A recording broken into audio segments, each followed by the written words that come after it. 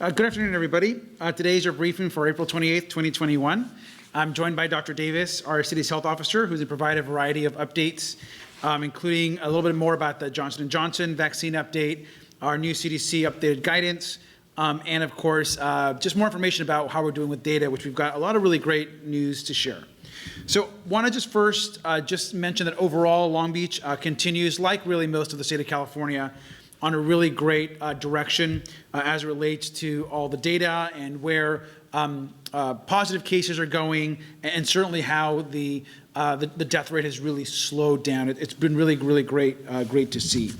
Want to go over a few graphs just as a little bit of an update, and then answer, of course, any press questions that we might have. So let me just show you this first graph. The graph shows the average number of daily cases, which is represented by the yellow. The hospitalizations are in light blue, and then you have the dark blue line, which are deaths. And as you can see, the peak that we had, how low the numbers are. Really, we're reaching levels that we saw towards the start of the pandemic, which is really great. Now, at the height of the pandemic, the average daily case rate was about 739. It's dropped 97%. About 23 cases a day. And that same period, hospitalizations have come down 96%. So that's really significant. Since the height of the surge, the positivity rate decreased by 93%, and the case rate also decreased by 97%. So all good stuff. Next slide, you'll see this graph. You can see that in the last 60 days, our case rate also dropped from 11.5 to 3.3, which is a 71% decrease. And our positivity rate dropped in the last 60 days from 3.8% to 1.2. That's a 68% decrease. So hospitalizations are also significantly down for us here in Long Beach.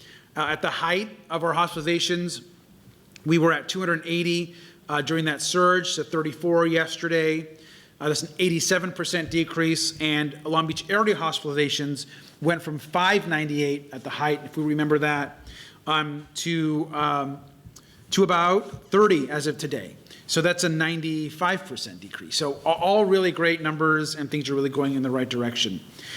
We, of course, have lost over 930 individuals in Long Beach, 931 actually, which is still very tragic. But our fatalities have really slowed down and decreased. At the height of the surge, we had 12 deaths per day at one time. We are now less than one COVID death per week is what we're currently averaging. So that's a very big difference, and it goes to show you what vaccinations and folks getting the health care they need has really done for us here at the city. We all know that, of course, one life is too many, so we continue to work on this as our main challenge in the city. As vaccines go, which have really been incredibly successful, we've administered as a city, including not just Long Beach, but our hospital partners and our clinics, over 300,000 total vaccines. The Long Beach Health Department has administered over 200,000 just as a city within our own city structure. We're close to almost now 56% of all eligible 16 plus adults have received at least one dose of the vaccine. And the other striking number is that 94% of older adults have been vaccinated. And thinking that we're going to be at 95 here in the next couple of days on that number, obviously is incredibly impressive, but most importantly, really heartening, because we know that's the population where we saw a vast majority of our deaths and mortality. So it's really great to know that a lot of folks took the advice of medical doctors and the CDC and got vaccinated. Our vaccine process is also changing. I think as we reach 60%, we are seeing across the country and here locally and in the state as well, a slowdown of folks trying to get the vaccine. We obviously are giving vaccine every single day, but the demand is certainly not as high in our walk-ups, for example, as it was a few weeks ago when we first opened it up. Some of that is natural, of course. There's a lot of folks that want to get vaccinated right when the walk-ups first begin. And so we know that our strategy also has to change. And so as we move forward, there are a couple different strategic decisions that we're making to reach more people. One, we will continue to vaccinate, and we should be at 60% as we go into next week. We'll be arriving at that number pretty soon. We've launched mobile vaccine clinics, which we've talked about at different parks across the city. These include vaccine clinics that we have at Admiral Kidd, MacArthur, and Houghton Park. So those are now stable and those have been reported and happen on different days throughout the week. We're doubling the hours of operation at the convention center, and walk-ups are now happening essentially almost all day, Monday through Friday and Saturday until 3 o'clock. And no appointment is needed, either drive up or walk up, or you can still go on MyTurn and make those appointments. We also want to encourage folks that there's additional vaccine clinics that are happening. For example, Community Hospital is providing a 2-day clinic at the Michelle Obama Neighborhood Library today and tomorrow from 10 to 4. And we're launching a special partnership with Long Beach Unified School District. We'll be hosting mobile vaccine clinics at school sites, so that as parents drop off their kids, they can also get vaccinated. And we're also looking at providing vaccine to all high school students that are eligible in LBUSD and are working to select a site. By next week, we will have those LBUSD partnerships in place. And so we're really hoping that, one, they serve as a great way of vaccinating the 16+ folks, the high school students, parents of kids in school. But we know that at some point in the months ahead, as clinical trials wind down, that population, whether it's 12 and above, like has been discussed, other types of ages for certain kids will be opened up in the future. So we want to make sure that we're prepared for parents that want to have their kids vaccinated, that they have that option within their schools. So that's something that we're working on. So we really have turned a really impressive corner, really across the state, with having one of the lowest positivity rates, oftentimes the lowest in the country. And that has really led us to what will be a milestone next week, which is going into the yellow tier. That is likely to happen sometime next week. We have to still monitor the progress that we've made. But it's pointing to Long Beach and LA County will be in the yellow tier next week. We will be generally aligning with our state and the state guidelines, but there will be some adjustments. In fact, some of the masking guidelines that are coming down from the CDC and the state will all be adjusted into a proposal that comes out next week from the state and for cities and counties in the yellow tier. So that is, and that's the last tier before we go back to the full kind of reopening process that will happen, I believe, on June 15th for the governor. So all really great updates. I want to turn this over to Dr. Davis, who will also give some additional updates as well.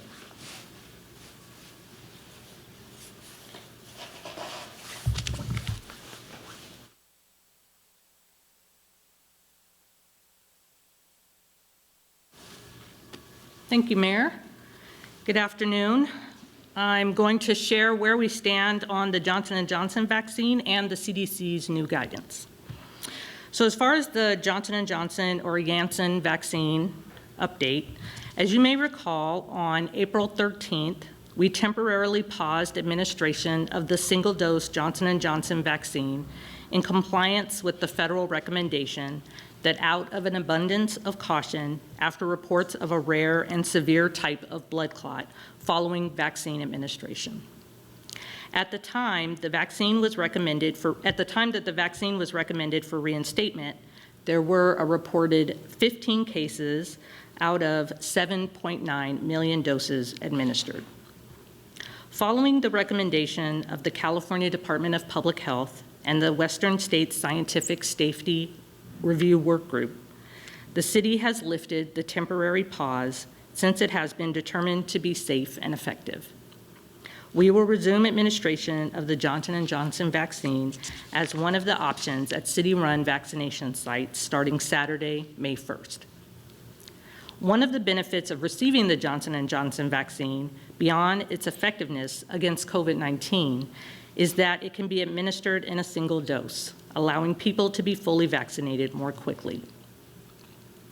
Each of the 3 approved vaccines, the 2-dose Pfizer and Moderna vaccines, and the single-dose Janssen vaccine have proven to be highly effective against severe COVID-19 illness and death. Vaccinations add another layer of protection against COVID-19, and we encourage everyone to receive the vaccine to help stop the spread and protect public health. Now turning to the new CDC mask guideline, I'd like to share a little bit about the CDC's mask guidance for fully vaccinated people, which was released yesterday. For clarification, a person is considered fully vaccinated 2 weeks after receiving the second dose of the Pfizer or Moderna vaccines, or 2 weeks or more since they received the single-dose Janssen or Johnson & Johnson vaccine. Per the CDC, fully vaccinated people can engage in these outdoor activities without face coverings. Walking, running, hiking, or biking, alone or with members of their household. Attending a small outdoor gathering with family members who are fully vaccinated, so attending an outdoor gathering with fully vaccinated family or friends. Attending a small outdoor gathering with a mixture of vaccinated and unvaccinated people. And dining outdoors with friends from multiple households. The CDC continues to recommend that everyone, including vaccinated people, should avoid medium or large-size gatherings, given the vaccines are not 100% effective at preventing infection and breakthrough infections have been documented. Fully vaccinated people should still watch for symptoms of COVID-19 for 14 days following a close contact exposure. If a vaccinated person experiences symptoms of COVID-19, they should be evaluated by their medical provider, including testing. It would be difficult in public settings to know if others around you have been vaccinated or if others are at increased risk for severe illness due to COVID-19. That's why it's important that everyone should continue to wear a well-fitted face covering and take precautions in public indoor settings and in crowded outdoor settings and venues where wearing a face covering is required. The CDC will continue to recommend this practice until widespread vaccination is achieved. Thank you. I'll now turn it over back to Mayor Garcia.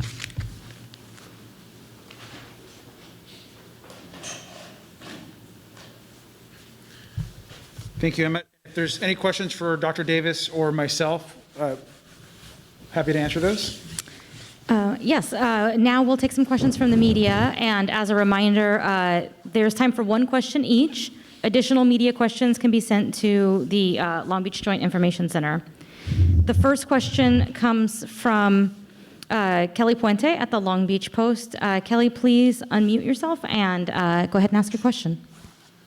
Yes, hi. This question is for Dr. Davis. I was trying to get a little more info on the number of people missing their second doses in Long Beach. You might have seen the New York Times article last week saying about 8% of people are not getting their second doses. And I looked on the Long Beach dashboard and just doing rough calculation, some math, it looked like possibly 11% of Long Beach residents or people getting their shots in Long Beach hadn't gotten their second doses and weren't signed up to get their second doses. Wanted to know, does the health department have any info on the number of people who are missing second doses and planning any sort of campaign to encourage people to get those second doses? And also wanted to know if the Johnson & Johnson shot is being counted as a second dose. Thank you. So I'm not sure about the Johnson & Johnson being counted as a second dose. I would think not, because it's a one-dose vaccine. So I would think that that wouldn't be included when we're counting who's missing. The information regarding how many people are missing their second doses is kind of tabulated at the state, and so we are working with the state right now to run us a report to see, kind of to verify that number, your rough math of 11%. And we are working really diligently to make sure that everybody who needs that second dose has a really easy way to come in and get the second dose. Most people are coming in like they're supposed to. We are also also reaching out to people, either calling to let them know that they're due. And then the things that we're putting into place, not needing an appointment, being in the community at parks, and things like that will help to make it easier for everyone to get that second dose that they need. Thank you. Our second question is from Jason Ruiz at the Long Beach Post. Jason, go ahead.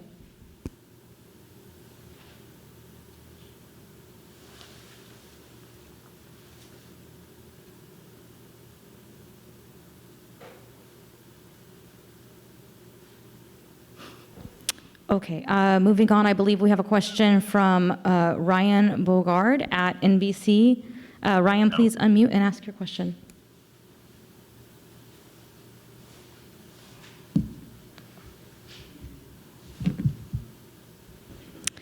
Okay, I'm not sure if there are any technical difficulties, but for now, we do also have a question from the Signal Tribune. Emma DiMaggio, the managing editor there, wants to know if there's a plan in place to address the vaccination of homeless individuals in Long Beach. Yes, we've been planning for quite some time for this population, and so we have some of the things that we've done already is to use our mobile vaccination teams to go out to shelters, and so we've been out there already. We're also partnering with our federally qualified health centers, including the Children's Clinic, to vaccinate this population as well, and then we're working with our partners in LA County to vaccinate people who are living in encampments. And so we will continue to use all of these. Oh, and also the community parks that the mayor mentioned, so Houghton, Kidd, and MacArthur is also open to people experiencing homelessness. And so we'll be working really diligently to make sure that everyone who wants a vaccine is able to get one easily and to provide education for people experiencing homelessness as well. Thank you. And it looks like we have Jason now. Jason from the Long Beach Post, please unmute and ask your question. Hi, sorry about that. So this question is either for Dr. Davis or the mayor, but the mayor had touched on the demand for vaccines recently going down, and that could be a challenge in the coming months. I guess how concerned are you that we could get to the June 15th statewide reopening date and still not have reached herd immunity? So, we want as many people as possible to be vaccinated, whether it's reaching herd immunity or it isn't. I think every person who's vaccinated is another person who is both not at risk to get exposed or not as high risk to get exposed, and then not at high risk to transmit to other people. So I think we're just going to be working really, really diligently to make sure that everyone is able to be vaccinated. And then as we hit June 15th, we'll continue that campaign to just make sure that we capture everyone. Okay, that concludes questions. We will now move on to Spanish interpretation.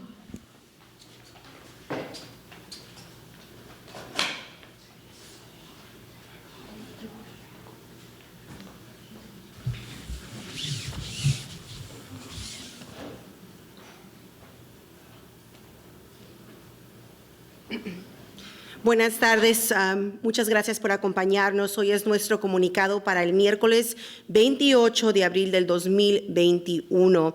Hoy nos acompañó el alcalde García y la doctora Anissa Davis, la oficial de salud de la ciudad. Empecemos con una actualización sobre la distribución de vacunas. Como recordará, el 13 de abril detuvimos temporalmente la administración de la vacuna de una dosis de Johnson & Johnson llamado Janssen, de conformidad con la recomendación federal por precaución, después de informes de un raro y grave tipo severo de coágulo de sangre después de la administración de esa vacuna. En el momento, en que se recomendó la reinstalación de la vacuna, se notificaron 15 casos de 7.9 millones de dosis administradas. Entonces, de casi 8 millones dadas, fueron 15 casos. Siguiendo la recomendación del Departamento de Salud Pública de California y el Grupo de Trabajo de Revisión de Seguridad Científica de los estados occidentales, la ciudad ha levantado la pausa temporal, ya que se ha determinado que es segura y eficaz. Reanudaremos la administración de la vacuna Johnson & Johnson como una de las opciones en los sitios de vacunación administradas aquí en la ciudad de Long Beach a partir del sábado 1 de mayo. Uno de los beneficios de recibir la vacuna Johnson & Johnson, más allá de su efectividad contra COVID-19, es que se puede administrar en una sola dosis, lo que permite que las personas se vacunen completamente más rápidamente.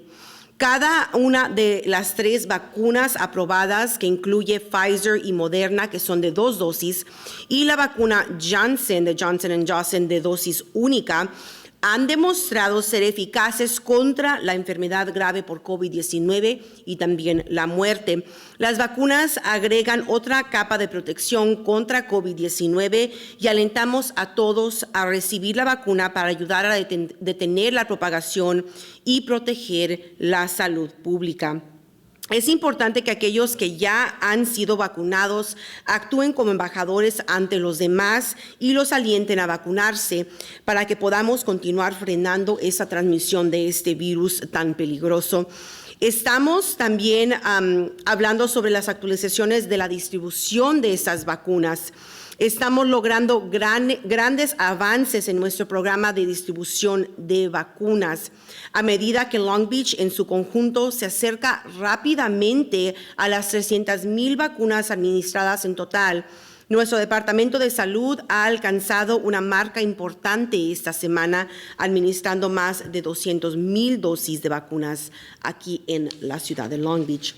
Más del 55% de la población elegible, aquellos de 16 años o mayor, han recibido al menos una primera dosis y el 94% de nuestros adultos mayores ya han sido vacunados.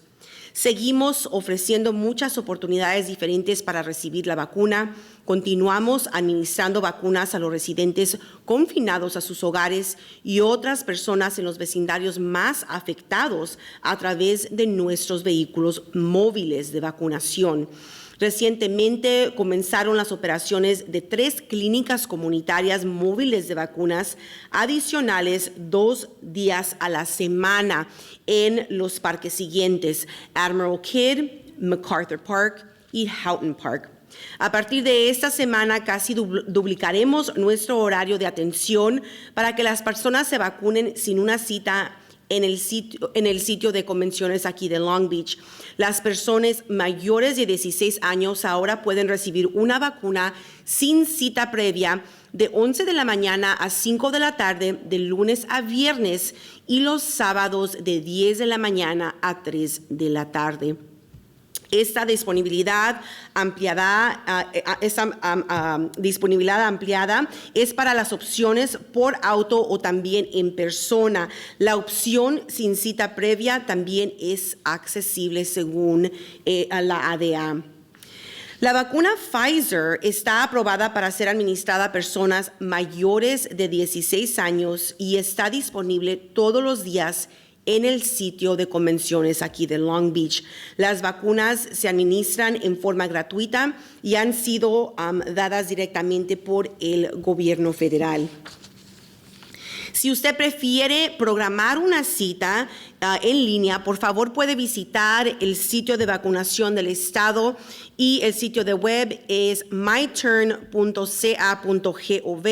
deletreado myturn.ca.gov, o también puede llamar a la línea directa de COVID-19 del estado al área 833-422-4255. De nuevo, ese número es 833-422-4255. Hacer que las vacunas sean accesibles para todos, incluyendo aquellos en los vecindarios más afectados por este virus, sigue siendo una prioridad, ya que creemos en la importancia de una implementación de vacunación equitativa. Esta semana nos asociamos con Community Hospital de Long Beach para ofrecer una clínica de vacunación de 2 días en la biblioteca del vecindario Michelle Obama en el norte de Long Beach, hoy y mañana de 10 de la mañana a 4 de la tarde. Se recomiendan las citas para esta clínica y las personas pueden hacer una cita visitando el portal MyTurn del estado que acabo de mencionar en myturn.ca.gov. A medida que continuamos identificando formas más accesibles de llevar la vacuna a nuestras comunidades, me complace compartir hoy que ahora estamos trabajando en otra asociación con el Distrito Escolar Unificado de Long Beach para ofrecer clínicas comunitarias de vacunas en sitios escolares seleccionados por toda la ciudad. Todavía estamos trabajando en los detalles y determinando las mejores ubicaciones para realizar estas clínicas y esperemos tener más información para compartir en algún momento de la próxima semana. Espero que en el comunicado de la semana que viene tendremos más detalles. Estamos muy agradecidos por todas nuestras asociaciones comunitarias y estamos encantados de agregar al Distrito Escolar de Long Beach a nuestra lista de socios para este esfuerzo. Ahora compartiré datos para darle una idea de dónde están nuestros indicadores de transmisión. En general, Long Beach sigue en un rumbo constante en la dirección correcta. Al día de hoy, 52,887 residentes de Long Beach han dado positivo por COVID-19. En el punto más alto de esta pandemia, la tasa promedia de casos diarios fue de 739 casos. Desde entonces ha caído un 97% a un promedio de 23 casos por día. Durante el mismo periodo de tiempo, las hospitalizaciones diarias también han bajado un 96%. Desde el punto álgido de la oleada, la tasa de positividad disminuyó un 93% y la tasa de casos disminuyó un 97%. La segunda imagen mostró que en los últimos 60 días la tasa de casos ha disminuido drásticamente del 11.9% a un 3.4%, una disminución del 71%. Y nuestra tasa de positividad se ha reducido en los últimos 60 días del 3.8% al 1.2%. Una disminución del 68%. Estamos viendo menos hospitalizaciones debido a COVID-19. Los residentes de Long Beach hospitalizados pasaron de 280 en el pico del aumento a 34 residentes de la ciudad a partir de ayer.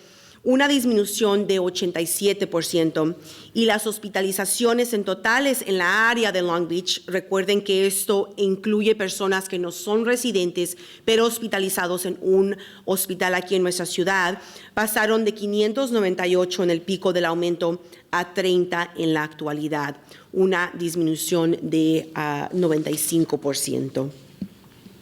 Desde el comienzo de la pandemia hemos perdido desafortunadamente a 931 residentes de Long Beach a causa de este virus. Las muertes han disminuido de un promedio de 12 muertes por día a ahora un promedio de una muerte causado por COVID por semana, que es drástico el cambio. Esa es una disminución significativa, pero la pérdida de una persona es demasiada. Nuestros pensamientos y condolencias están con todos los que han perdido un familiar, amigo, vecino o compañero de trabajo durante esa pandemia. Ahora vamos a hablar sobre las nuevas, compartir un poco sobre la nueva guía de mascarillas de la CDC para personas completamente vacunadas que se publicó ayer. Para aclarar, se considera que una persona está completamente vacunada 2 semanas después de haber recibido su segunda dosis de Pfizer o de Moderna, que requieren las 2 vacunas, o 2 semanas después de haber recibido la vacuna Janssen de Johnson & Johnson, que es una dosis única. Según los CDC, las personas completamente vacunados pueden participar en esas actividades al aire libre sin tener que cubrirse la cara. Caminar, correr, ir de excursión o andar en bicicleta solo o con miembros de su hogar, asistir a una pequeña reunión al aire libre con familiares y amigos completamente vacunados, asistir a una pequeña reunión al aire libre con una mezcla de personas vacunadas o no vacunadas, cenar al aire libre con amigos de varios hogares. Todo esto son eventos en los cuales las personas completamente vacunadas no tienen que usar la mascarilla o la máscara para cubrirse la boca y la nariz. Los CDC continúan recomendando que todos, incluyendo las personas vacunadas, deben evitar las reuniones de tamaño mediano o grande, dado que las vacunas no son 100% efectivas para prevenir infecciones y se han documentado infecciones progresivas. Las personas completamente vacunadas aún deben estar atentas a los síntomas de COVID-19 durante 14 días después de una exposición por contacto cercano.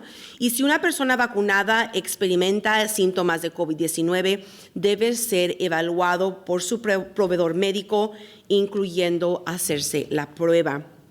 Sería difícil en entornos públicos saber si otras personas a su alrededor si han sido vacunadas o no y si otras personas corren un mayor riesgo de contraer una enfermedad grave debido a COVID.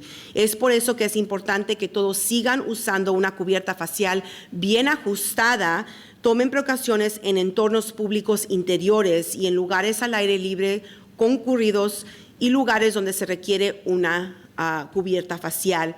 Los CDC continúan recomendando esta práctica hasta que se logre la vacunación generalizada. Y recomendamos que todas las personas elegibles en Long Beach se vacunen contra COVID-19.